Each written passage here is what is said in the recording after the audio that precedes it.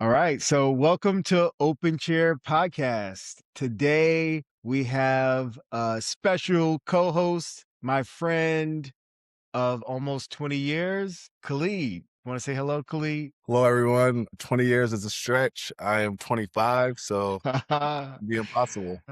We were like friends in kindergarten. There you go. You remember that. So, today's episode, we're going to talk about something that's I don't know, it's been on my mind lately as we come into the new year and you start to reflect on how your life is going, how it went in the past year.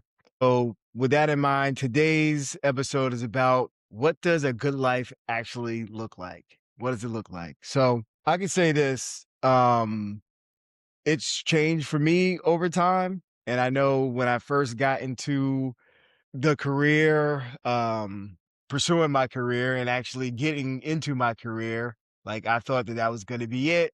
Like, this is the pinnacle of what everything that I ever wanted. And then, after a few years, reality starts to sink in. So, how about you for you, Khalid? Like, what does a good life look like for you? Yeah, I think in my younger years, a good life was one of pleasure, one where, a lot of the purpose of the outputs was to impress others.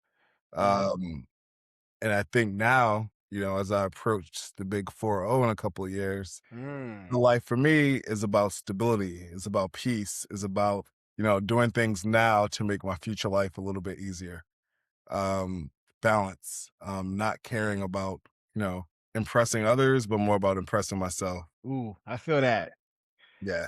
So I know, um like, especially this last year and a half, I've been really feeling like I don't wanna have a job or career that I'm tired from all the time, and to be honest, like, that's how I've been feeling, for a little bit now, where it's like, yeah, I'm making good money, I have all of the outward signs of success, but pretty much every day when I come home, I'm exhausted.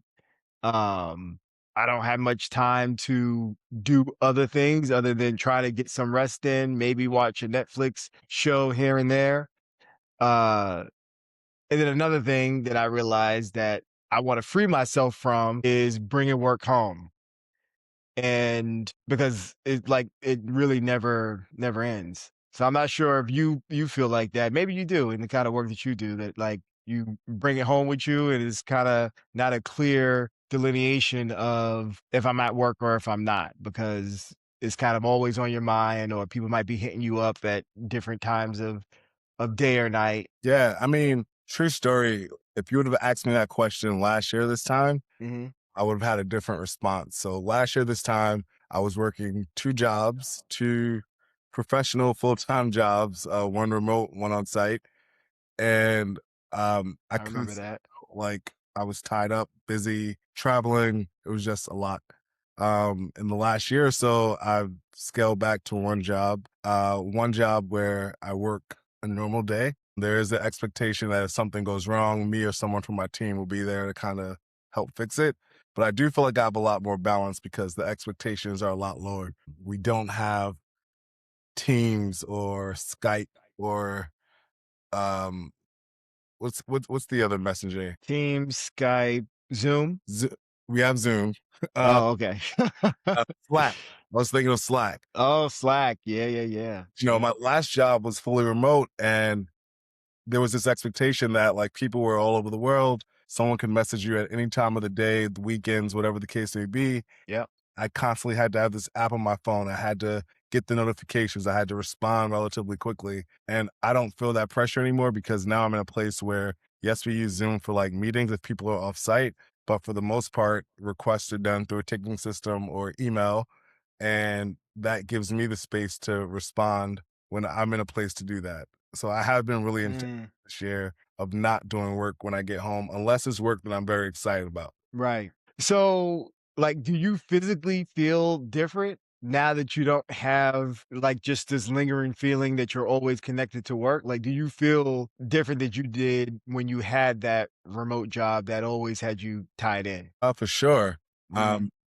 I feel like one, I have more balance, but two, I was living a lie. Um, Mm. not like the two jobs knew that I had two jobs, right? So Yeah. it was this sense of like, all right, I gotta take this call in my office and close the door. And now, I'm able to be more social in the workplace and spend time with my team and move throughout the buildings, as opposed to, locking myself in my office and taking calls for another job while on the clock. Wouldn't Mm. to anyone. But I think when we're speaking about like what makes a good life, and at that point of life, I was thinking about income and how much money can I make? How can I achieve certain goals that I wanted to achieve? But that shifted. So, I'm curious, like, why did that shift?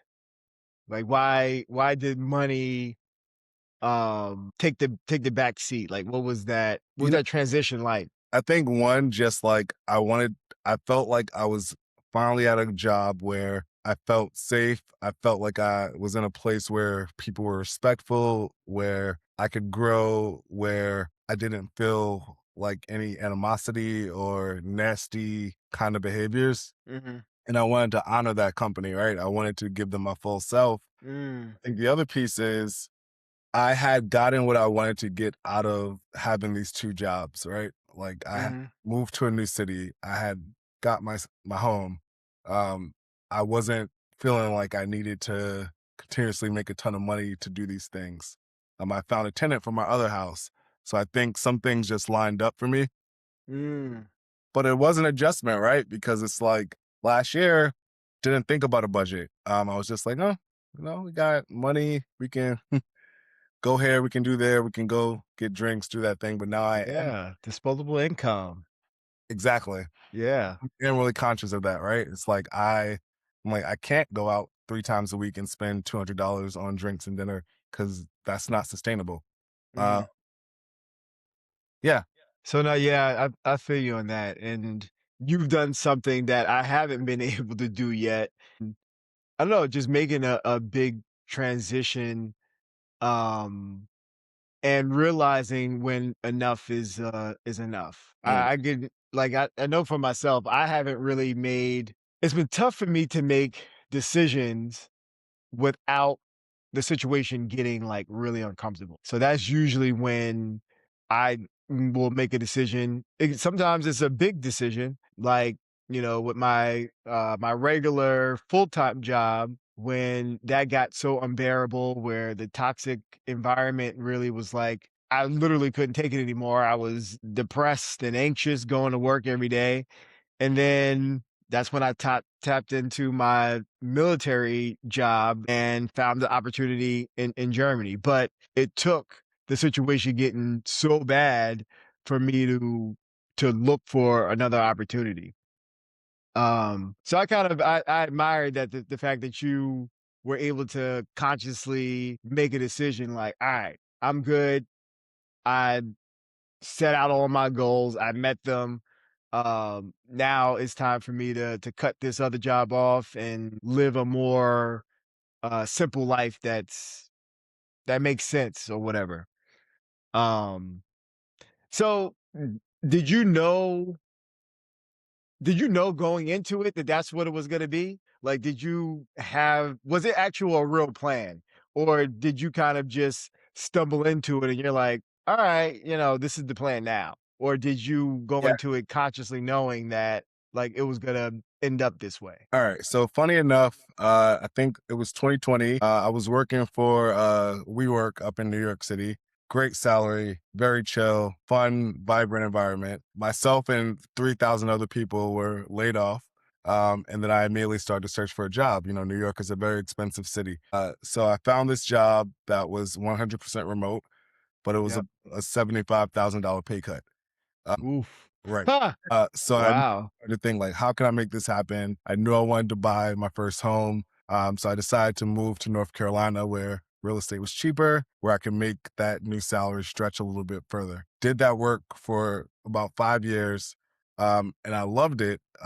We were building essentially, I was working for a startup that was scaling pretty quickly. Uh, Mhm. so I got to travel a lot. I got to like make really important decisions, and I had a lot of autonomy. But a lot of startups don't have that sense of stability. So it's Right. like your boss changes every few months. You don't have a clear sense of when you'll get a pay increase. It's like if you want a raise, you have to create a freaking deck and pitch it to 18 people before people start to take notice to you. Uh, Mm. and that became a little bit frustrating. I had a friend who was in New York and she was the superintendent for a bunch of schools in the Bronx. And she said to me, like, hey, I have this weird project. We have a school that's going to be closing down in 8 months. And I don't have anyone to do the job. Like, if you're open to doing it, we can pay you X dollars a month, X dollars per month, um, and give you like a relocation stipend to get you up to New York. So Mm. I made that decision then, like, you know what? This remote job is not what I really want to do. This is a great chance for me to make some extra money. So I moved up to back to Brooklyn, did that job for 10 months. And then I was just like, this is actually pretty sustainable. At that point, I didn't have a tenant in my house. I was spending way too much money for a studio in New York. And I applied for the job that I have now, got the job, moved to DC, and, lived in a rental for about 6 months and kind of tried to figure things out. I gave myself a clear timeline. I remember telling myself, all right, I'm going to do this for 6 months. And by then, I should Mhm. have X amount of dollars to save to the side. And I'm going to leave this other job because it was becoming toxic. They eventually went bankrupt. Um, Wow. so I think a part of it was me jumping on a opportunity to like work, like do some project based work, but then seeing that like, oh, you know what, I could actually do these two things at once. But I do believe that those of us who work in the nonprofit sector, a lot of us do the work not for the money, but for the cause and for the impact of that role. And it's Mhm. really hard to essentially have two gods, right? Like it's hard to believe in two things and fully commit to those two things. Uh, Mm. so ultimately, what I saw at this job in DC was qualities that were more sustainable.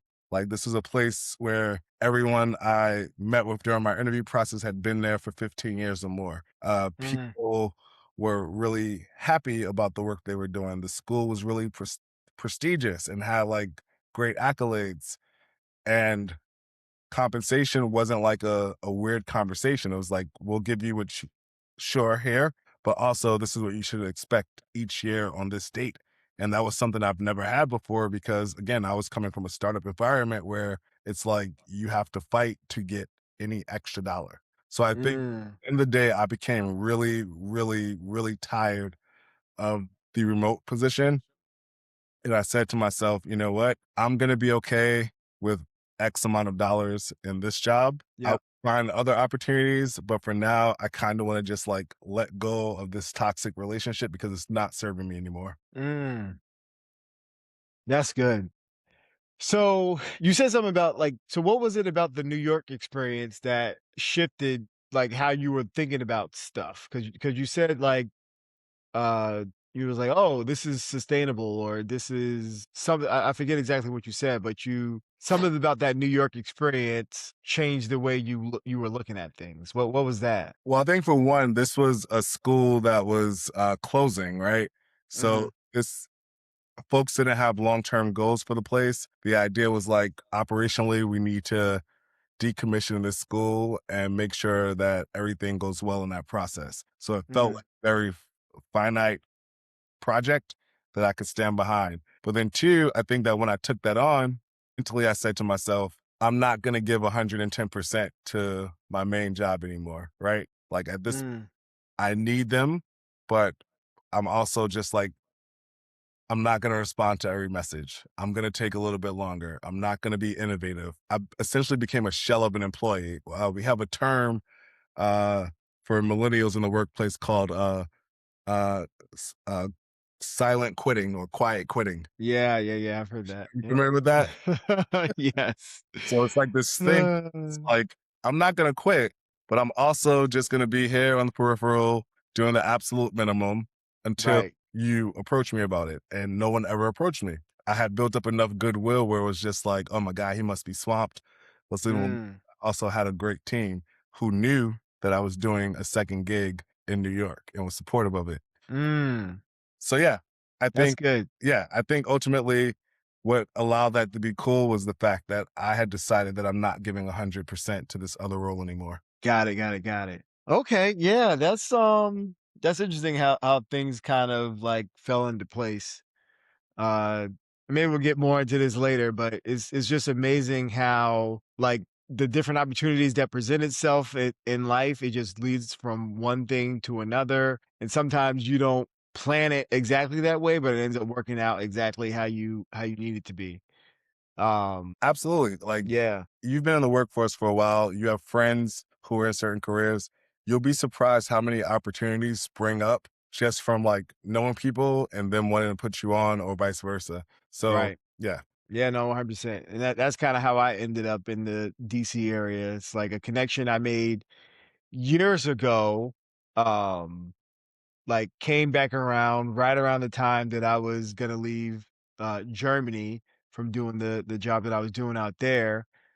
And then the opportunity came up for DC. The person who put me onto it, the fact that this job existed in the first place, hit me up, was like, "Hey, I'm leaving this position. It's open. You should apply." I mean, I did. Obviously, the person who put me onto it like 3 years ago was on the interview panel that I was on. So I was like, all right, well, this is kind of weird. And they probably shouldn't have allowed it. But long story short, like I ended up getting the job and I ended up here in DC, and I'm like, this was definitely not in my grand plans that to move from Germany back to DC, well, not back to the States to DC and not to New York where I was expecting to go back to. And then being here has completely shifted my life. You know, the people that I've met, the experiences that I've had. So yeah, you really never know.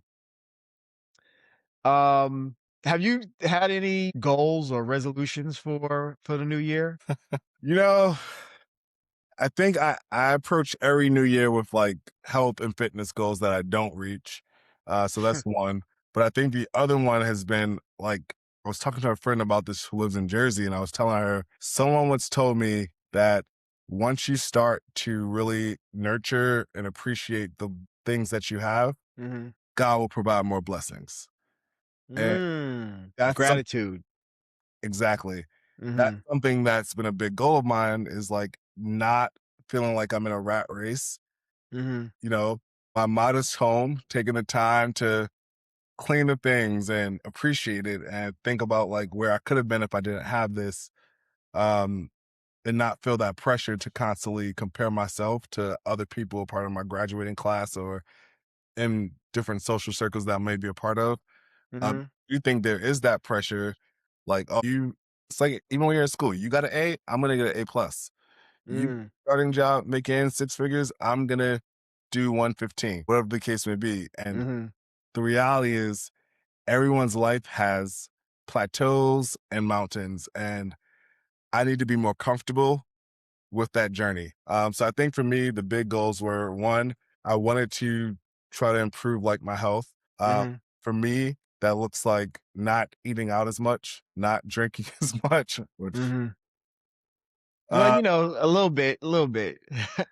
everything in moderation, There you go. There you go. but also just being content with what I have and honoring those things. Mhm. How about yourself? Yeah, so for me this year, I've kind of basically I said I wasn't going to make any true resolutions necessarily. That I was going to lean into life taking me where life needs for me to go in a sense.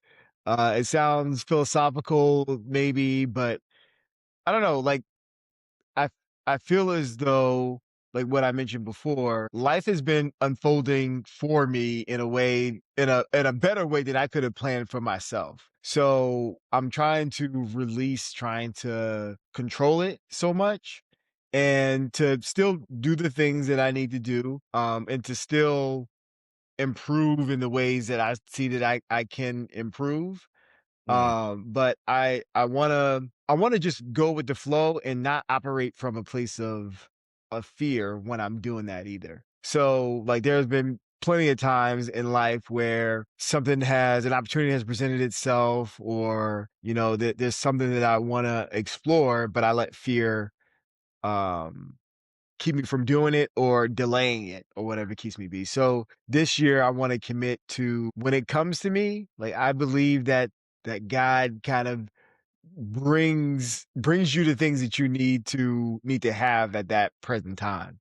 So I want to actually receive it, be in receiving mode, and then take action on those things that they come, and not give it too much resistance, because I'm afraid of what the outcome might be. So that's kind of my thing for 2026. We'll see how it goes, but I could say that having not done the traditional resolutions and goals and stuff like that, I felt better. Like, I didn't feel as much pressure entering this new year as I have in the past, when I've, put hard goals or expectations for myself. So I don't know. I have the personality where I'm always steadily trying to grow and stuff. So maybe that's also why that kind of works for me. That I'm always willing to try different things as they present themselves. But To yeah, but no true resolutions or solid goals. I want to continue to improve my health, like the same things that a lot of people say, like keep up with my gym routine and try my best to not eat shitty food so often, and shit like that. But I language, also want to enjoy my life. So to your point, everything in moderation. yeah. How Mhm. successful were you in the past with New Year's resolutions? Good question. Not very, to Same. be honest. Feel like most Americans are not like successful with these resolutions, and it's like a whole pomp and circumstance around it. And Yeah, you share it, you try to do it for whatever amount of time, but it's kind of like the reality is like you can't say something on December 31st without any prior action and expect right. it to be true for 365 days later, right? Like Exactly. break habits that quickly. Um, Yep. that was part of like I think we're kind of similar here where you're like, I did not have a resolution. And I'm like, my resolution is to be content. I'm Mm. tired of setting myself up to like not feel great about it. Right. Like, Yes, that is because I was just about to say, a lot of people set their resolutions or their goals way too big. yeah, And not to say that you shouldn't, shoot for the stars or whatever, but to your point, if you haven't done any work to build up to this, like, you're really setting yourself up for failure and disappointment and depression, where you're like, oh, another year I haven't reached my goals or followed through with my resolutions. Because I think a lot of people, and me included, when I did do resolutions, they were probably too ambitious yeah, for what I planned for and what I was actually really to do for real. Like, it pushed my boundaries too much, too far from what was realistic from where I was at that time. So I think for people who do still do resolutions and shit, like, they should be more realistic, for where you are at this present moment. I agree. Yeah. Like, what sometimes I like to put it in a way of, when people say, have big ambitions for the world, like, oh, I wish in the United States there was free healthcare or whatever the case may be, which would be absolutely awesome. But, like, I feel like setting a goal, a middle goal to that is like, okay, well, let's reach this other milestone first. That'll get us closer to this end goal, because trying to push people, from one extreme to another is not likely, you know. Mm. Um, and I think that's true for even the individual. Like, if you try to push too hard, you're more likely to break. Yeah. Yeah. Yeah. People inherently don't like change. Right. So Right. kind of just like how much change can I actually take on before I break down? And any sort of new routine, new process, everyone knows like it needs to be scaffolded. You need to take the time to build in the tools to be successful with it. You can't just write on a piece of paper, I'm gonna be skinny in 3 months and it happens. Like that's not how life Right. works. But I think it goes back to this idea of being content with what you Yes. like. Everything that we have is enough. Um, and anything that we do to build upon that is just a bonus. I like that. I like that. So I mean, yeah, so this gets us back to this episode is about like how life actually feels, how it feels for real, not just how it looks, not just a dream on how we want it to be, but like the reality of it all. And if your life looks good on paper, but it feels heavy in practice, like it doesn't feel like, it's as good as people from the outside looking in thinks that it is, like that's what we're talking about today in this episode. Um and I know like I've had people tell me that when I'm vulnerable with people who I may not be vulnerable with often, and I say like, "Oh, this job kind of sucks," or "I'm worried about this thing or that thing." I learned that people really do think that I got it all together more than what I really have it all together. Mm, Um, and I think that could be kind of a lonely space kind of like if you have this sense of knowing that people think that you have it together and you care about keeping up that facade, like it kind of puts you into a box or a prison of sorts where like you reduce the amount of people that you can vent to, um that you can get advice from because or who you're who you might be afraid they might judge you like what the fuck are you complaining about? Like mm. you got this, you got that, or whatever the case may be. Um, but I think it says something, and what we know is that everybody got something that they're working on. Nobody's exempt from these kind of feelings. Everybody, for the most part, they see a way that they might be able to or want to improve their lives. But to your point, I do think contentment is important. And not to say that you shouldn't have ambition to have more or whatever, but also realizing like what's truly enough. And I know for me, I've been trying to take the time to think about that for myself. Like what really is enough? Mm. Like what truly would make me happy and content? Um, where I don't feel like I constantly have to be doing, being busy and looking for the next best thing. How can I make more money? Whatever it might be. But it takes intention to kind of sit down and reflect on that. Yeah, I'd agree. I mean, I Mhm, think it's also about like what are your lifestyle goals, right? Like what are your non-negotiables for you to have a good life? Uh, mhm, I think that, if you're a person who's like, I need to go to a steakhouse 3 times a week, I need my weekly massage and pedicures, and I need to go on vacation every 60 days. mhm. You have to work to build that kind of lifestyle that supports that, right? If Yep. you're a person who's comfortable being in the crib and making a meal or watching Netflix, build a life that supports that. Mhm, And I don't want to say like, I don't want to confuse being content with being complacent, right?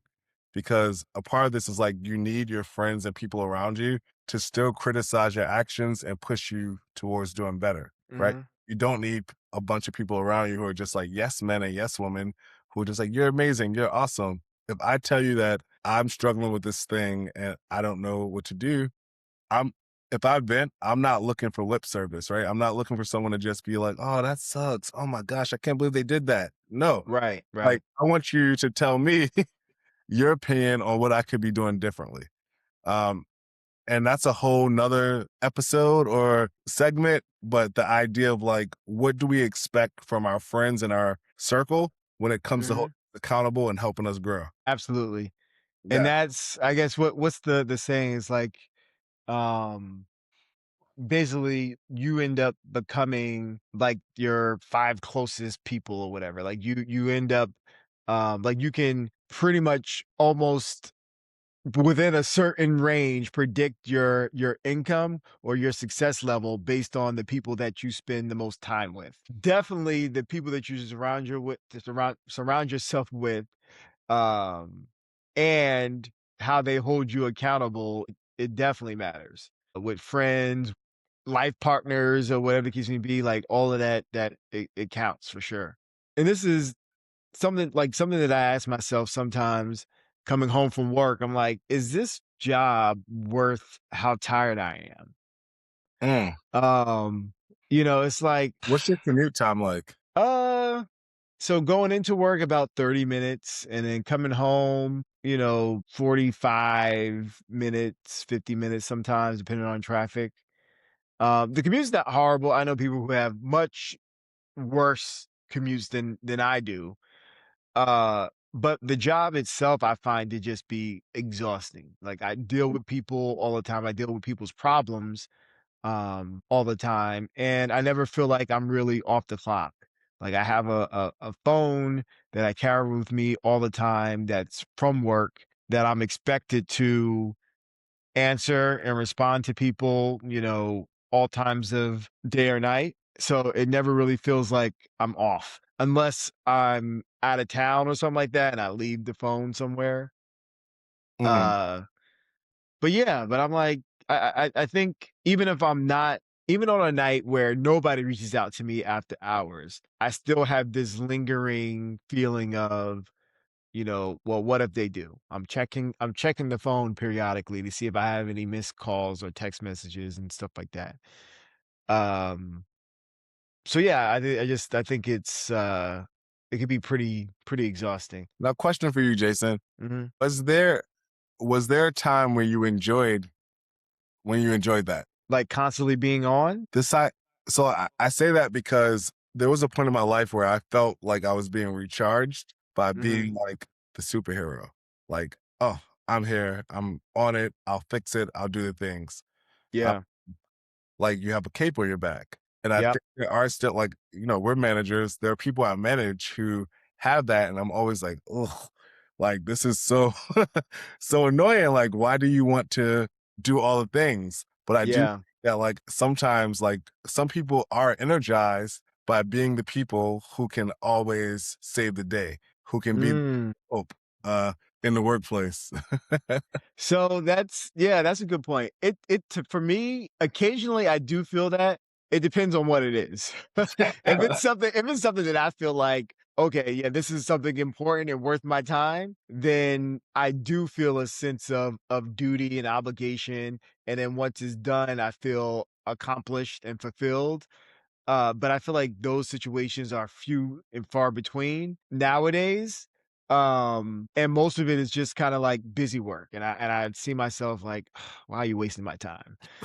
Um, so so yeah, it for me right now, it depends. There was a time though, like when I first got into law enforcement at 21 years old, I used to say like I would do this job for free. Like I loved every single minute of it. It was a great job. And I'll never forget though, a pretty senior officer said to me, "Kid, like this is gonna become just a job like any other job. Like you'll see." And I was like, I dismissed it. I'm like, no, this is always what I wanted to do. Did you say Like this will kid? always, huh? Did you say kid? Well, no, he told me kid.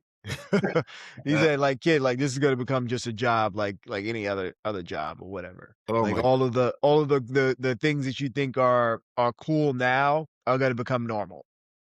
And, I didn't believe it at the time, but lo and behold, it took a few years, but it did become just a job that I enjoyed like still thankfully, but it didn't give the same kind of excitement. Like I enjoyed my time off. There used to be a time in the first couple years, I used to have FOMO when I was off and something would happen that was exciting. And I'd be like, "Oh, I wish I was at work." I would be off doing something um where I should be in the moment, and I'd be thinking about, what was going on back at work and stuff like that. That's how obsessed I was with it. It's interesting because I remember knowing you at 22, 23. Yeah. Like, yes, I had a professional career, but I was living in an apartment, and, like, dealing with shit. And I Mhm. always felt like, all right, this guy has this career that is actually, like, bear hugging him, right? Like, Mhm. he has the house. He has the King Ranch. Yeah, remember that King Ranch. King Ranch. Uh, Great and truck. I could see how coming from New York, you go to that kind of career where Mhm. like I am building a life for myself at such a young age where it can Mhm. be intoxicating, right? So like that For old sure. job was really hating because the reality is like that's the way you should feel about work all the time. Like Mm. if your needs are met, right? Like whatever your needs are, and at that point that job was fulfilling your needs, you should feel like I would do this job for nothing because I love. Yes. And it's so interesting you say that because with that job in particular, like I loved it, and the reason that I left was for money. And for money and for benefits or whatever, like the job that I left to go to, it would eventually pay more. The retirement was better. Like almost everything tangible benefits wise was an improvement. But the first couple of months, I was like, I made a huge mistake. Even though I knew all of the things that I was gaining by leaving, because like the first job that I loved, my pay was frozen pretty much the entire time that I was there. Um, the retirement was not that great, and they were constantly trying to change it. But the morale amongst the people who I worked with was phenomenal. I had great supervisors, like people who really cared about you, like as their subordinates, but they cared about the work we were doing. They cared about the community, and like I felt like I really had a purpose. And then when I transitioned, I was like, wow, this is not anything like that. Like what I assumed that I was getting myself into was that same job, but just with more money and better benefits. Yeah. But that was the first lesson that I had, and money is not everything. Money, it matters, of course, because you want to be able to make a living, but I didn't even realize that I wasn't making a lot of money, because to your point, like I had all the things. I had a house, I had a car, I had all the things that I could have ever wanted, and I was content and happy. But I let mentors, um, and outside people convince me like the grass is greener on the side. Come back to New York, and this will be a much better life for you. And financially, it was, Mhm. but on every other level, it was horrible. Um, so yeah, it's learning to be content with certain things.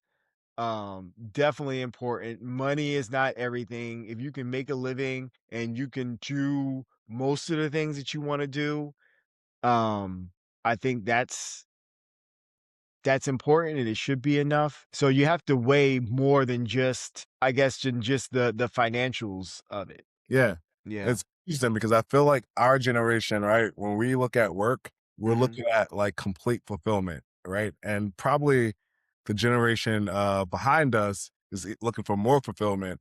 But when I think about like my parents, right, even with my first job making $55,000 a year, whatever it was, Mhm. I was still doing better than what my parents were able to accomplish after working 25 years or whatever the case may be, right? Like Yep. I'm talking about people who had stable jobs with good benefits, but work did not consume them, right? Mm. Work was not a part of that good life equation. Work was Mhm. just a means to an end. Um, Yes. and I want to get to a point where I feel that way, but I also feel like that's just not the way things work anymore, right? Like we fully commit to work and we expect work to provide us with not only meeting our needs, but also our monetary needs, but also like our emotional needs. Like we want to feel a certain way at work. I can only Yeah. imagine like what, and I don't know your parents' situation, but like what people in the 80s and 90s dealt with and how much pride they swallowed to be able to get the money to pay their rent or their mortgage or their car note, whatever the case may be. Um, Right. Even the idea of having a house or car note, right? Like these are things that in my mind was a huge accomplishment because, both of my parents currently are in rentals. Mhm. uh, Generations before them were able to buy homes and do all those things, but it's kind of just like they still have a life where they feel happy, where they feel fulfilled, and it's not tied to the square footage of their home or Yes. equity or what kind of car they're driving. Like, you know what I mean? Like they're, I don't know. It feels like over time, like that bar for a good life has just gone up exponentially. Yes. So, and that's a great point that you're making. And I was reading something the other day, and it was talking about how like our parents' generation, the biggest difference between our parents' generation and the generations before them is they compared themselves to the people around them, the people in their town, like the people on their block, the Yeah, people in their building. But we literally can compare ourselves to thousands and thousands of people every day through social media. absolutely. So you have this idea that, you need the fancy car, you need the big house, the McMansions, that you need to do all of these international vacations and all this other kind of stuff. I know my mother, for example, she recently left the country, Yeah. and her father worked for the airlines, and they had flight benefits back in the day, like in the 80s and stuff like that. 80s and early 90s, they had Airline. flight benefits that they never used. Which airline? Um, he worked for TWA. No way. Yeah, yeah, yeah. Yeah, My my uncle grandfather. retired from, TWA as a mechanic, and we indulged in all of his flight benefits. See, that's amazing. That's amazing. My mother, she's one of 8 children, and none of them took advantage of those of those benefits at the time. I think they tell me about a story. They went to Jamaica once. But that was pretty much it. But they were but to, I guess the point that I'm making with that is like they didn't feel like they were losing out, Right. A you know? vacation is like, let's go anywhere and be with people and have a good time. Like, Right. I even think about when I vacation now, and it's like, I'm not going if I don't have my own bedroom and bathroom. Uh, and I think Right. like my relatives, and it's like, yo, we can go and be in sleeping bags and be Yep. content and happy. But Pile in, everybody's sleeping on the floor, you know? driving, like whatever the case may, Yes. but it also, when you said that, was your grandfather in the military? Yep, Air Force, mhm, All right, so my uncle was in the military as well, and I felt like at that time, people got these really good career roles, and mhm, nowadays, like, if you're a mechanic for an airline or something, you may not be able to have all the things that like people had back then with mhm, with with the income, right? Like these companies in the 70s and 80s were giving these people not only stable careers, but they were giving them support and like buying homes. They were giving them mhm, support with stock ownership, right? Like they were shareholders in these companies. When they retired with like good packages. Uh, pensions, Right. And, mhm, like I know you're fortunate enough to be in a career where pensions still exist, but for mhm, a great part of this country, pensions are obsolete. Like companies expect us to figure out how to fund retirement. And when we right, meet with advisors, they constantly tell us, yo, you're gonna be poor. Like you need to do this. And it's frustrating because it's like you work hard, you do the things that people tell you to do. You go to college, you get a job, you work hard at that job, and that may still not be enough. right, But and that's the thing, the world has changed so much, like, to your point, my grandfather, he was the sole breadwinner, he was the only one who had a job and managed to, take care of his wife and 8 children on 1 salary. right, Like, are you kidding me? That motherfuckers is make $200,000 a year now, and it's like You can barely take care of yourself. Yourself or one child is like, God. Right. Depending on where you at. Oh, Like it's insane. And that's I guess part of the problem too is that we're still following those old rules as far as milestones. That's also I think why we feel like we don't have a good life because we're still following those old standards that you should be married by 25, house by 30, you know, you should never leave a good job under any circumstances. Uh, I don't know, like all of these milestones that were designed for the Gen X or boomers, we haven't redefined those things, and we're holding ourselves to those standards. And especially for millennials, post 9/11, we've dealt with recession, housing crash, wars, natural um, disasters. natural disasters. So many things have impacted our reality that we haven't accounted for in the goals that we're setting for ourselves or the milestones that we're expecting to meet. And I feel like that puts unnecessary pressure on us. And it was also this reminds me of like the old days compared to now and why it's in reality harder for people those boomers and Gen Xers who benefited from what is really socialism who are now against those things today. So, for example, like you could go to college for little to nothing back in the day. Like they didn't most people did not have to get loans to go to school. Yeah. But like those same people who basically got education for free at certain schools, they're also the ones saying, you know, uh they're okay with people having student debt. You shouldn't have gotten taken out the loans if you couldn't pay them back. Or I But had it's like the loans, so everyone else should have to pay them back as well. right, right. That's just like a I mean, and that's the reality of being in a capitalist society, right? Like the reality is, and I struggle with this too. Like in my heart, I'm a socialist. Like we talk, Mhm, I think you probably picked that up. Like mhm, I want everyone to have a good life. But the reality is like we're in a country that rewards you for doing the things to better yourself and almost makes you feel like people who don't do those things and who didn't have to sacrifice shouldn't have those same things.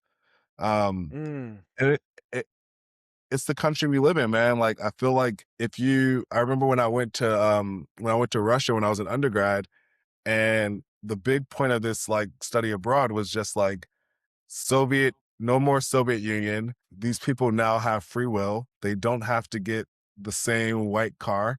They can go pick what car they want. They can pick what job they want.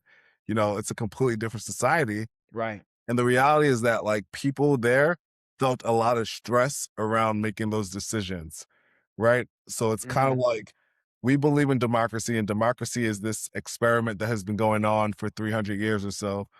But like, who's to say that a capitalist democratic society is what's actually best for like humans, yeah. right? Like, but I that's not think like, yeah, that's also another great topic for another episode. But I think a hybrid of socialism and capitalism, and we need to find another word for socialism, especially in today's political realm, because people are completely turned off by that word.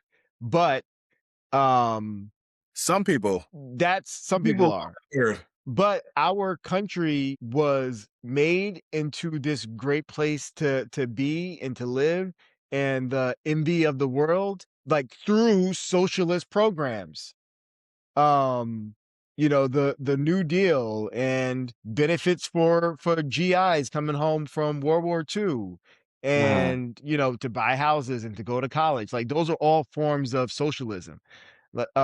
My mother tells me about when she was growing up, and my grandparents would tell me this too, that they never had to spend money on activities for kids to do when they weren't in school because the city that they lived in, the village or whatever, they lived on Long Island. They always had things for the kids to do, activities that were free for the kids to do, and they were occupied the entire summer and after school by these free activities. Now, if you look around, you can't put a kid in, there's nothing that's for free pretty much. Like you have to have money in order to do activities.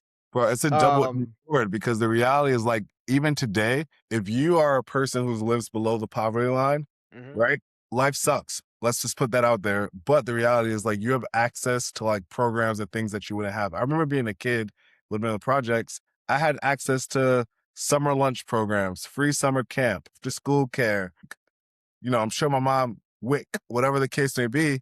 And yep, nowadays, if you decide like I'm gonna live in the society. I'm gonna go to college. I'm gonna get a job. I'm gonna do well. And let's say your job is paying you 70K, you're now expected, you make too much to get that help to send your kid to daycare for free. You right, make too much to get like the nutritional supplements. And the reality is like, I don't want to say it's a reality, but my firm belief is like, if America is the richest society out there, like, why isn't it that everyone can have access to like some of these core things that we all know is good. Like everyone likes right, fucking kids, bro. Like nobody thinks that kids shouldn't have milk or like be able to like practice basketball, whatever the case may be. Um, right, but then you also think, and I don't want to derail this too much, but mhm, think about like very successful empires in the past, right? Whether yep, it be Egypt or like Greek, or whatever the case may be. America's been around for what, 300 years or less? 250, Less. right? I think we're coming up 250. on our 250 anniversary. At the end of the day, bro, this is a social experiment. Like, Right. who's to say that this is the right way to do things, right? And I think you probably can't talk about this, but we're seeing today, we're seeing today what it looks like when somebody wields the power of democracy Mhm, and does their own thing with it. Like no coof, no care, just like I'm gonna do what is best for me and my cronies. And right, that's the issue with this system, I think, is that it's so dependent on certain people who are in power. Whereas you have places like Russia, Soviet Union, people may have not had free will, which sucks, but maybe they had healthcare, they had food, they had housing, their core needs were met. We live in the richest country in the world, and people's core needs are not being met. right. And, what you're saying, it reminds me of, 2 things. I can't remember if it was a YouTube video or if it was something that I read. Anyway, they talked about how Hitler actually used democracy that existed in Germany to get into power. Like, he Mm, didn't take it illegally. mm. He used he In a way. used dem he used democratic, values, and rules and laws to his advantage. He exploited them, and he was able to gain power and like get control of all the levers of power and then change the system from the inside. So like he didn't take Germany by force. He was just finesse the democratic system, used it against itself to gain power. And that was so enlightening to me. Is that democracy, like, it's a great thing, but I guess to your point, if it's in the wrong hands, like, it's difficult to stop it quickly. But there's pros and cons to it as well. Um, Definitely but put a it's pin in because I feel like uh policy and all this stuff that's going on now, mhm, like like I've talking to many supporters of the current administration, and they always will tell me Obama did this, Bush did this, Clinton did this. I think what's different now is I can't turn on the news and watch the newscaster making a fucking omelet or rubbing a puppy. Like right. this is consuming, all consuming. And it's like, yeah, I don't want to get too into it, but I just feel very disheartened by the current situation that we're living in. And when Yep. you talk about a good life and what makes someone have a good life, part of that is like, I want that social infrastructure to actually be a safe landing for people. Like, I Mhm. want to trust the people who are the experts on things, who have these high ranking positions, who have been voting into power to actually tell us the truth. I want them to make decisions that like help other people. Like, think about Bush. Like, yes, rich people were getting tax credits, and maybe he ignored Katrina, but but at the end of the day, he showed up as someone who was compassionate and cared about like what was happening to people when it mattered. Uh, Right. even if his wife didn't. God bless the dead. But but I just think that like all of that is gone. And it's like, how can you live a good life when you can be doing all the right things and then you turn on the news and you see a person who is, I know you talked about this on your last episode, but you see a person who's killed, or Mhm. and then you see people who are supposed to be the best and the brightest in these top esteemed roles, jumping to conclusions and not even allowing the public to be a part of that. And that sucks. That sucks. So Yeah. maybe one of my New Year's resolutions is to stop watching the news. I think I'm gonna go on a February dump and just like sign off. Yeah. I listen, I wouldn't blame you.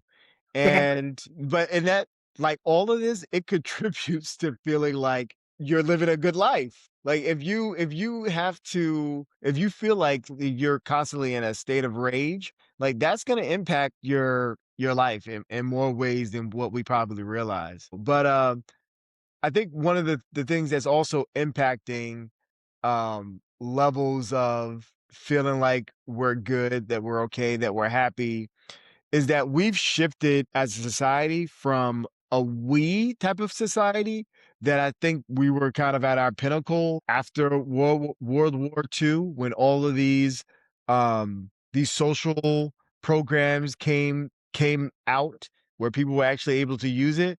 I think because we looked at our neighbor as somebody who we were okay with also succeeding. Whereas today, it feels as though where people are very much so interested in themselves and themselves only. Um, and they could care less about the person next to them oftentimes. They're okay with stepping on the person next to them if it means that they're good.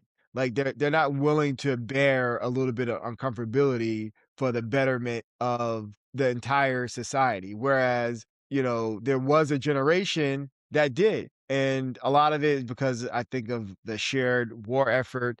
Like, I saw a statistic where they were saying that many people who couldn't join the military for whatever reason because they didn't qualify, like they didn't qualify for the draft. Many of them committed suicide because they weren't able to contribute in this great effort to save the world, in essence, to save their country.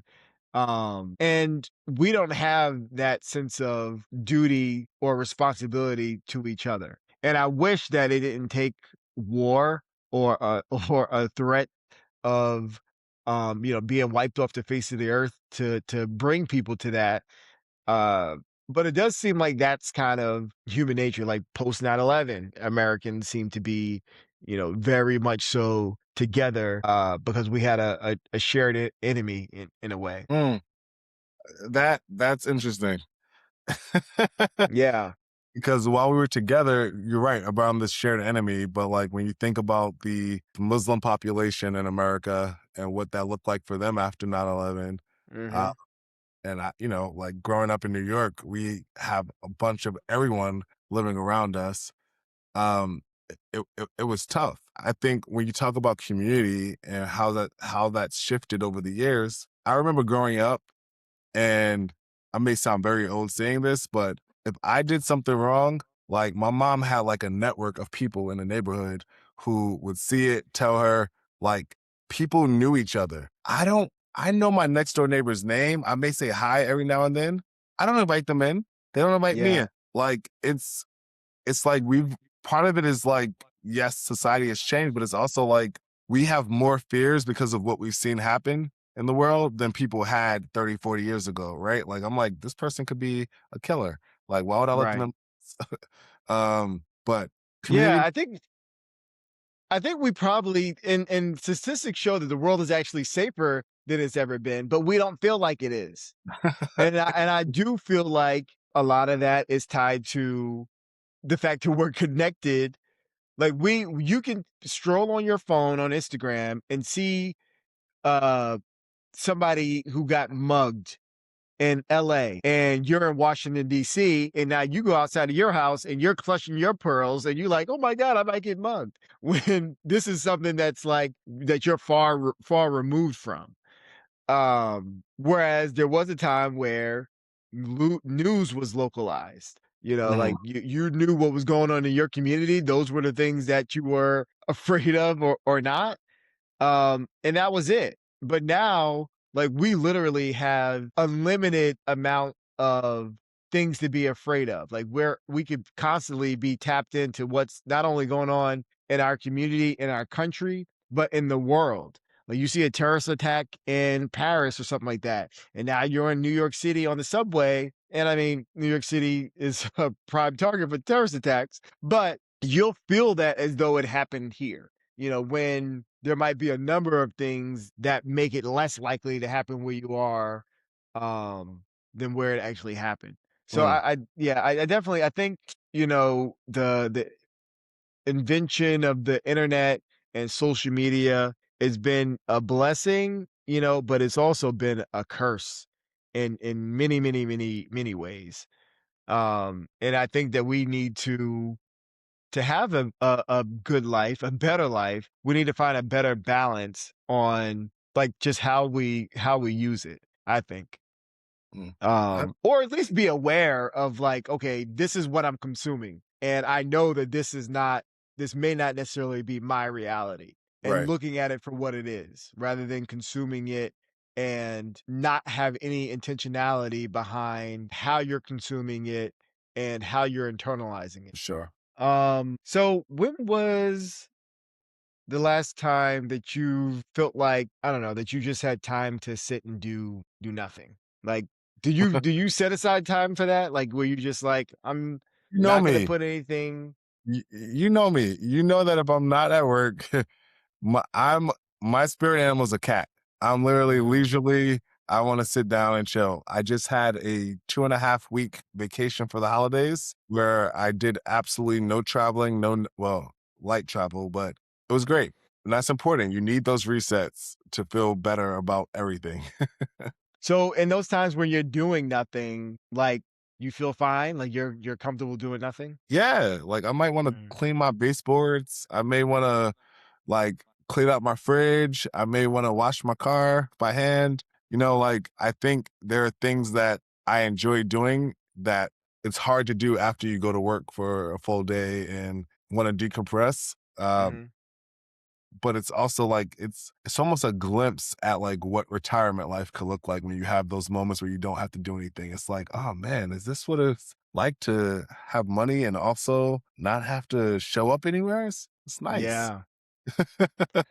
That's, you're better than me because like, when I have time to sit and do nothing, it takes a while for me to unwind. I'll say Mm, that. Like, I'm constantly when I'm sitting doing nothing, and I don't know, it could take me a couple days to kind of unwind and loosen up and not be anxious doing nothing. Cause that's literally like usually how I feel. If I have a day off and I feel like I don't have enough days off, but on my days off, thinking about all the things that I couldn't get done during the week because I was at work.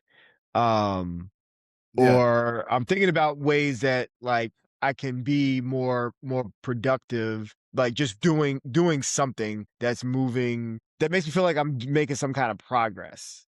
Um, so I know that's something that I need to work on and get better at because yeah, it's not healthy. It's not healthy always feeling like you need to be doing something. But I also know that in the times where I have been able to kind of chill and reflect, that's sometimes where my best ideas come from. Like in the quiet, in the subtleness, in like this this space where I don't feel like I have to rush or something like that. When I have time to really think and reflect, that's sometimes where my greatest breakthroughs have happened.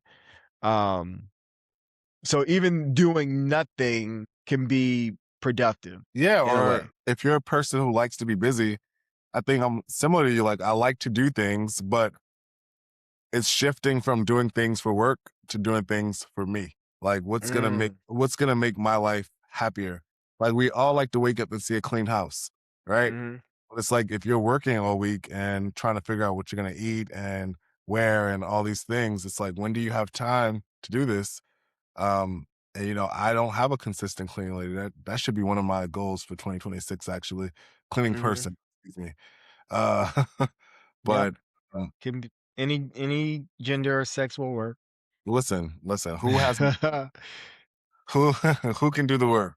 But I do think it is about like I think it's actually really smart that you use your off time to think about how to better yourself financially or um through ventures or whatever the case may be. Where Yeah. I will take my time off and literally do like domestic duties or rest. Uh Mhm. it's it's easy. It's easy. I don't want to think. I don't want to work during those times. I want to recharge. But Right.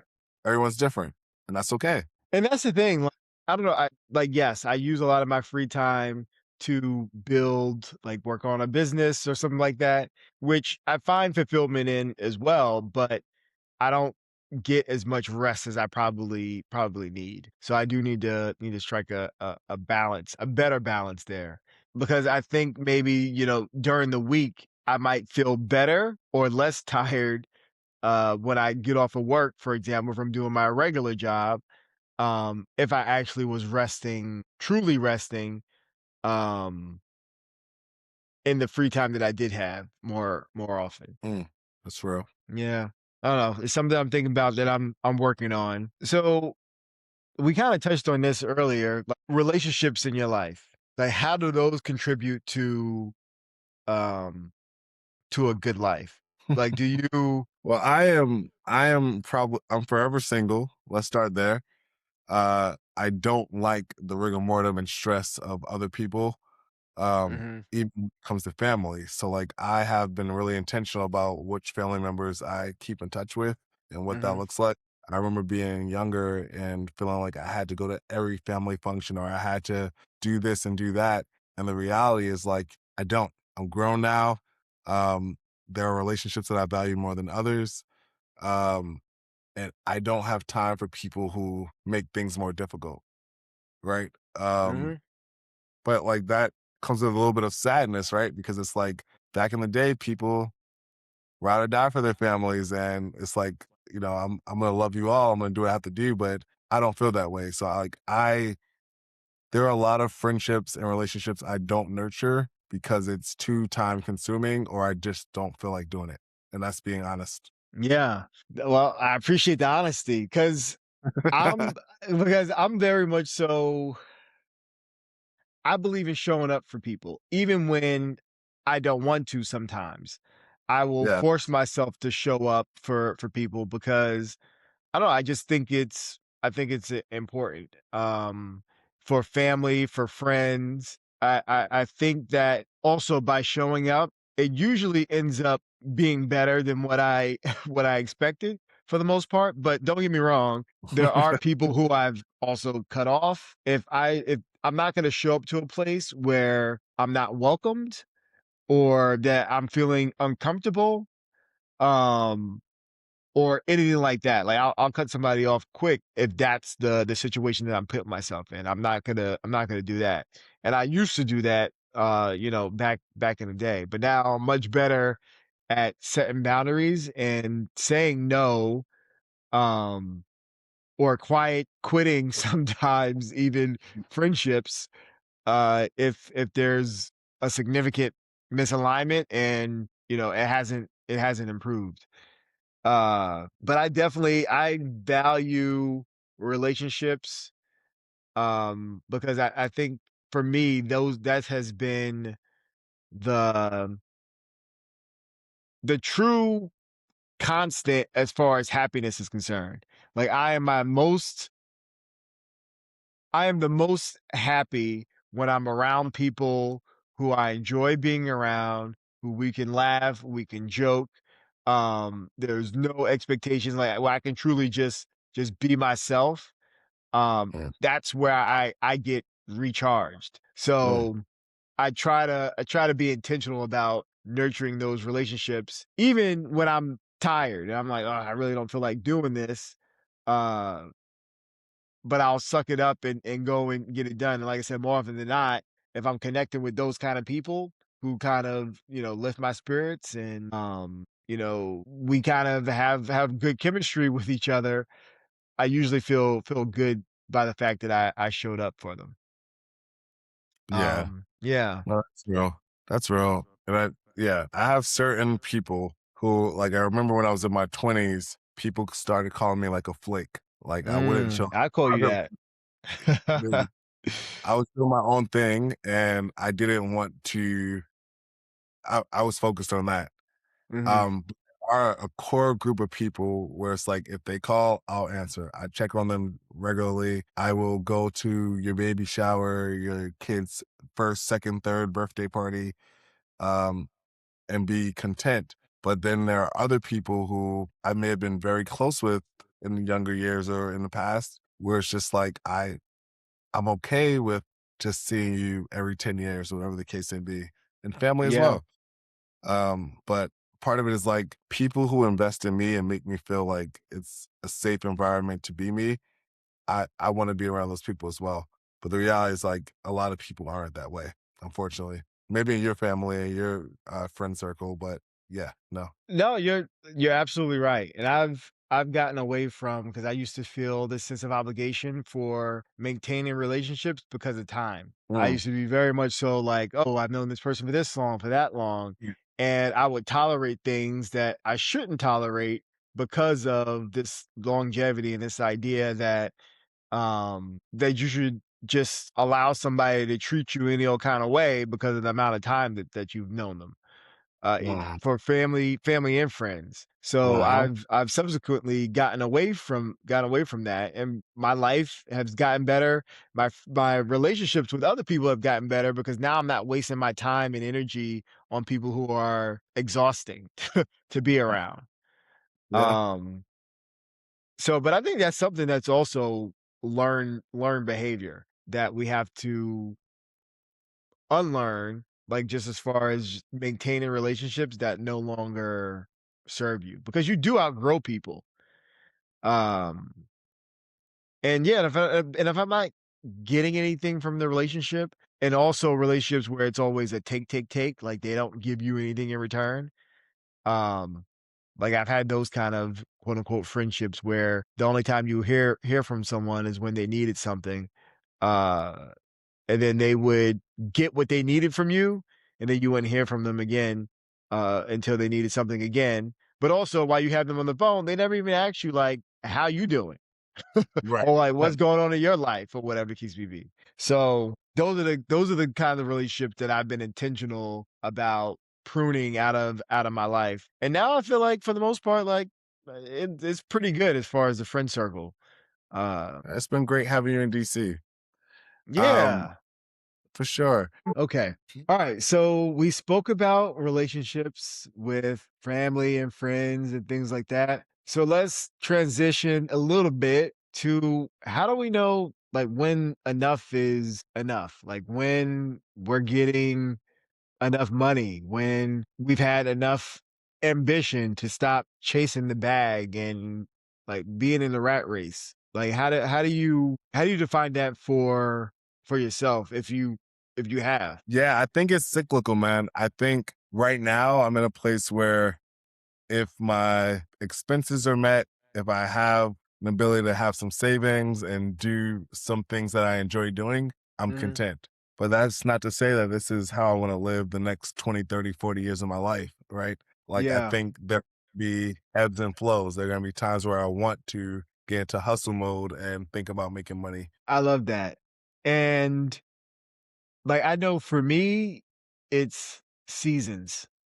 Like, Mm, they're like, there's a season for building, there's a season for staying where you're at. There's a season for, you know, whatever it is that life throws at you, recognizing that, okay, I'm in this season to do this particular thing. Like, this is my growing season. So I'm gonna, like, Mhm. okay, I see this is what life is throwing at me, and I'm going to lean into growing at this time. Or, you realize that you're burnt the fuck out, and work and life is getting is the best of you. You can then realize, like, all right, this must be my resting season, and you can lean into that.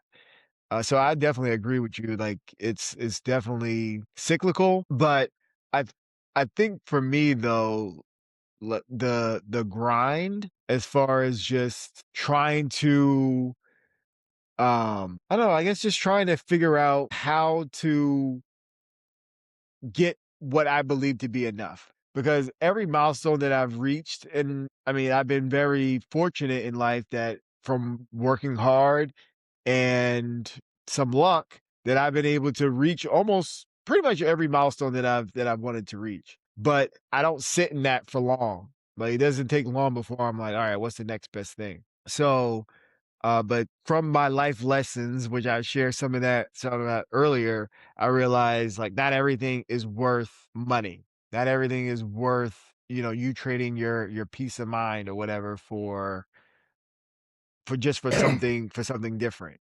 That may not actually bring you the fulfillment that you're looking for. Sure. And you touched on this earlier too about ambition, like where you can still be ambitious, but also be in this space of contentment, and how you use the people in your life to kind of um, gauge, like, where you are or where you should be as far as ambition is concerned. I don't know. Yeah, Yeah, like, how much ambition is healthy though? Like, I think it when you're depends on your character uh type. Like, right? Like, you have people who are gonna always wanna chase the bag or do what's needed to get to the next level. But I think we learn as we, like, grow and capture some of those, spoils of life that the chase never ends. Right? yeah. Like, you can get a house, but now you want a mansion. You can get Mhm. a mansion, now you want a private island. You can get a Right. private island, you wanna take over Greenland. Like, you know what I mean? Like, it's Yeah. the It never ends. Like, the goalpost constantly moves. absolutely, And absolutely. what's crazy is that we know that, but we still fall into that cycle. A lot of us do.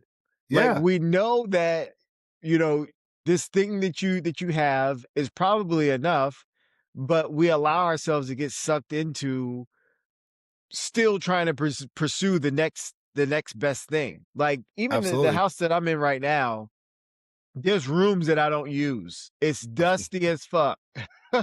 But I still, sometimes I'm on Zillow and I'm on Redfin and I'm looking at houses that are twice the size. Yeah, Why? Like, it's crazy. you I don't need you that feel much like space. you feel like you deserve it. It is it is some of the spoils of life are the prize of working hard. Uh, Mm, but the reality is, once you get that house that's 2 times the size, what's next? Do you need the sports car? Do you need the yacht? You need the country club membership? What do you need to be dripped in Gucci and Louis? I don't know. But the goalposts, like, as you said, constantly move. So a part of it is like, what do you actually need to feel good about yourself versus what do I need to show the outside world that I'm successful? mm, And I think that's where a lot of people get stuck is because the outside world says that you not only need this house needs to be in the right zip code. You don't need yep. this nice car, but this car needs to actually have the M package or whatever the Right. case is. It And the gotta be the right reality is like, brand. gotta be the right brand. You can't Yeah, be you can't. driving a Ford, whatever the Right. case is. The luxury Ford, still a Ford, is not the Beamer. People rather buy the bottom end BMW, the 1 Series that you could barely fit 2 people in, rather than, buying the Ford because of optics, because of brand recognition or whatever. Dude, I have a colleague who's probably maybe 5 years younger than me, Mhm, and he walks around, he has, like, a 4 Series BMW, it's very nice, mhm. but on his pants, he has a keychain that goes so low that, like, whenever he walks, you just see that BMW key swaying, swaying, Oh, and boy. a part of that is, like, if you want the BMW because your taste calls for it, cool. Right. Right? But if you want the BMW because that is what is considered the nice thing to have, or it makes you feel more relevant, then you have to do a little bit more soul searching because materialistic things will never give you a sense of fulfillment. They No. won't. It really and that's the thing. People think that when you have nice stuff, that people think you're great as an individual, which some people might, but most people, when they see that you have a nice thing, they're picturing themselves having that nice thing. Yeah. That's really what's Yeah. what's grabbing their attention. Like, Yeah. they're not thinking like you're some amazing and great person. They're thinking about, "Oh, what if I had this 4 Series?" Or you will go into Yeah. their house and like, "Wow, alright, yeah, I like this. Like, if I was in this situation, this is what my version of this might look like." So, it's Right. not What's really getting you the respect and the admiration that you might be seeking by right. stuff. Yeah. Right. I agree. I agree. When's the last time that you've been presented with an opportunity that was a good opportunity, but you said no to because you were like, it's not worth my time, it's not worth my peace of mind, it's not in alignment with the season that I'm in right now. Like, have you had anything like that recently? Not really. I mean, there was a time when I similar to you, I'd be on Zillow, Mhm. um, let's see You what's out still send there. me Zillows often. But those are investment properties. Okay. Those are those are things that, like, places where I wouldn't wanna live all the time, but, like, I'm like, it'd be nice to wake up and see a lake or whatever the case may be. I don't know. I agree. I don't Yeah. know. Mhm. But a part of it is, like, I appreciate when you send me those things, by the way, but I'm just saying. it's it's I don't think it's necessarily impressive to have those things, but I also think that, like, when you vacation enough and you do certain things, you kinda know what brings you peace. And for me, I know that, like, being in a urban area or a suburban area is not what I want all the time. Like, I want to be amongst nature. I want to have nice scenery. I want to wake up and be calm. Mhm, So thinks through those things. I'm like, other people like this too, so I can make some money from this. But I mean, I guess the best example would be like I also have an addiction with LinkedIn. I'm in a job that I love, but mhm. at least once a week I get on LinkedIn and it knows who I am. It sees my work experience, my education, and it's like, oh, you'd be a great fit for these 50 jobs. And I Yeah, look and I see like, oh man, I can make this amount more, this amount more. But the reality is like where I'm at now, I'm not shifting unless it's a crazy sort of increase that would make it worth it. Because it's yeah, like, even though I'm content, I'm still willing to bite at a hustle if it means that I'm gonna have a little bit more upward mobility. right. Well, A bit of more upward mobility, I should say, not a little. yeah. Well, take a lesson from me, and it like I shared earlier, and as I'm sure you know as well from your experience, but I know from what you've told me about this job that you have that you actually genuinely love it. So I if you were to say that you were leaving, I would imagine, and as your friend, I would help you to work through. Like, is this really for real, worth the leap? Because it sounds like you definitely got a good situation going where you're at. I love Um, it but yeah, but I most get it. days. Mm-hmm. Mm-hmm. I'm ready to get back to that where I can go to work and I'm like, I love it most days. Um, Yeah. so Never work gonna in love it. progress. Right, Never right. love any job all the time, and that's the reality And I of feel it, like but that's okay. Like, that keeps things interesting. yeah, it's If fine. everything was great all the time, like, and you had nothing to work through or to figure out, like, that would get boring pretty quickly. So I think And then some kind of excitement and and then you think friction. about what nominal increases can mean. A $20,000 increase to start a new job and deal with all the stress of that is Mhm. what, a few $100 a paycheck? Like, is it really worth it to jump ship and change everything and risk things that are kind of stable to make a few extra pennies. Now, this is still America. If I have an Right. opportunity to get a position where I'm making $100,000 more, maybe I'm Right. okay with giving up some of this good life to do that for a period of time. Yeah. Yeah. I'm not If above it. yeah. No, I listen, and I'm not mad at it. Because I think everybody has their price for certain things. So uh, I don't know. I guess I've kind of gotten to this place where I'm looking at ambition, and I'm looking at it as like, okay, what's enough ambition? And I think it's this sweet spot between growth without, like, giving up the core of who you are or how you want your mm, life to look. Like, if you can be ambitious and not be losing sleep, every day, or not to be stressed every single time something comes up, where you're stressed to the point where you're pulling your hair out, I think that's, like, the sweet spot where you can still constantly be growing, but you're keeping true to yourself and who you are and what you want right now.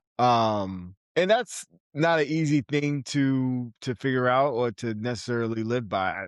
I don't think, because I don't know, we don't know what we don't know. So sometimes it's you're taking a leap when you're making these decisions to say no or yes to certain opportunities.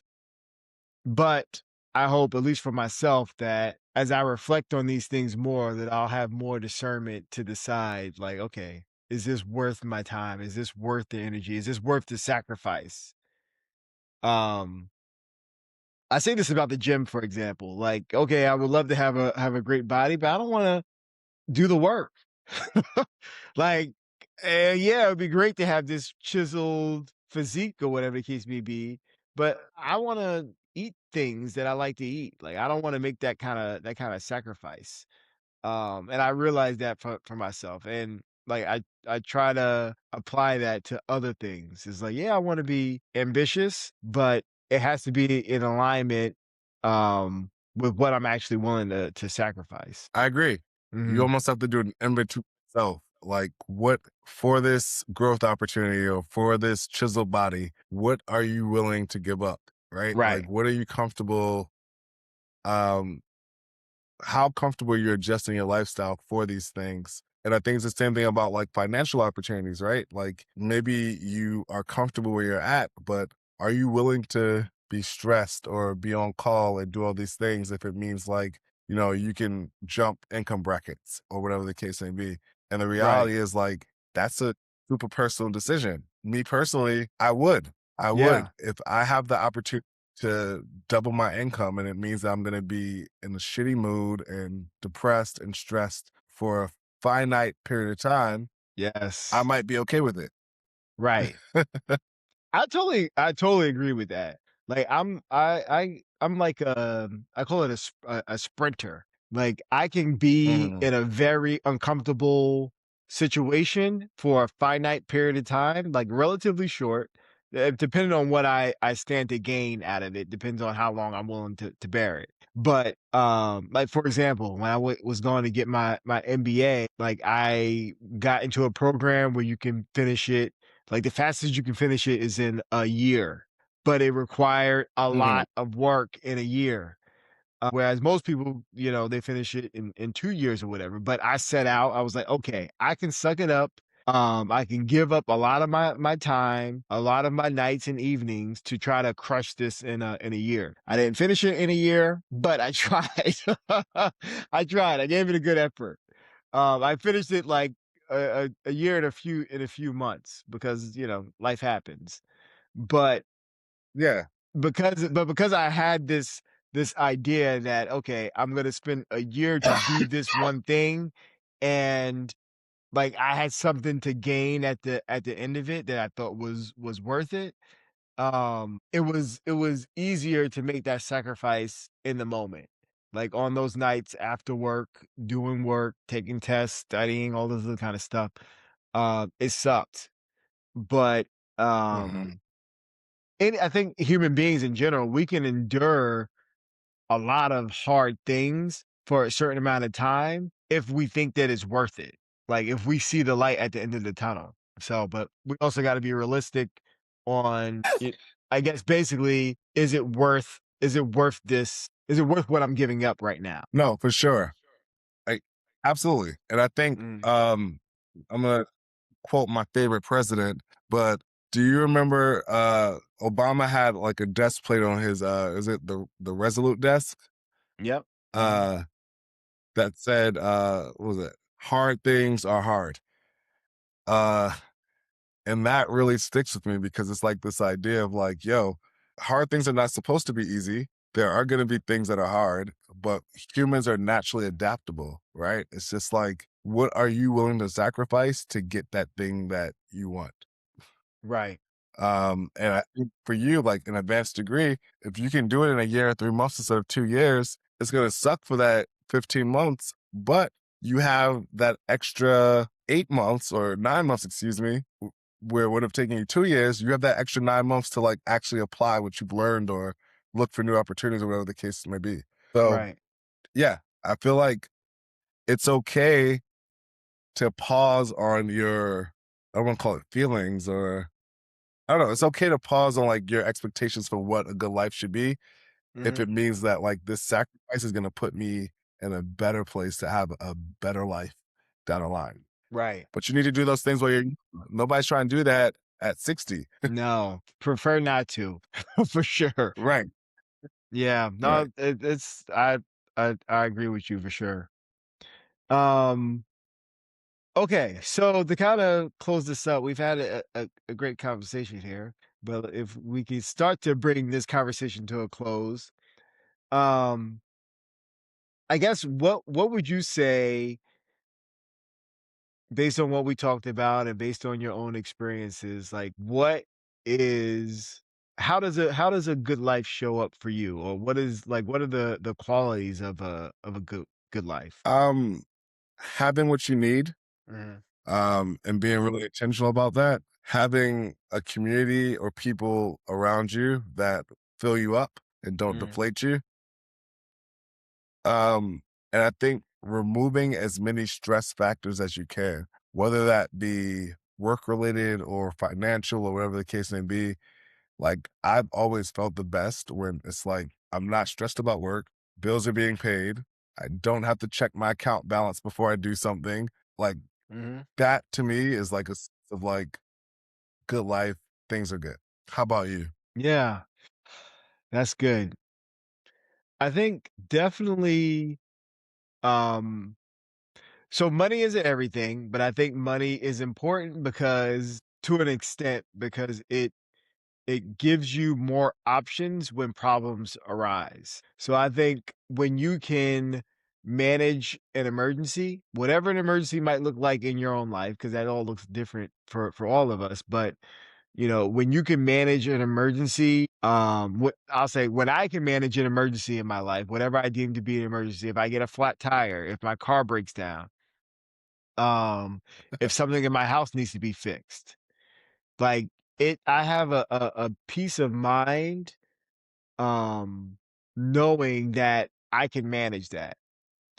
And I think Yeah. the statistics say that most Americans can't handle or manage like a $500 or $1,000 um emergency. So like I can Hmm. understand how that adds some unnecessary stress to people's life.